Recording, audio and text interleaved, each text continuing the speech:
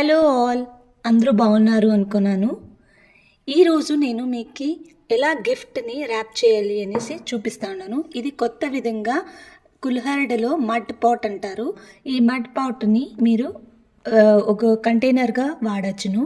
దీంట్లో మీరు ఏదైనా కిస్మిస్, కాజు బాదాము అథవా ఏమైనా ఒక పంప్కిన్ సీడ్స్ ఏదైనా ఒక హెల్తీగా ఉండే సీడ్స్ని పెట్టేసి ప్యాకింగ్ చేయండి.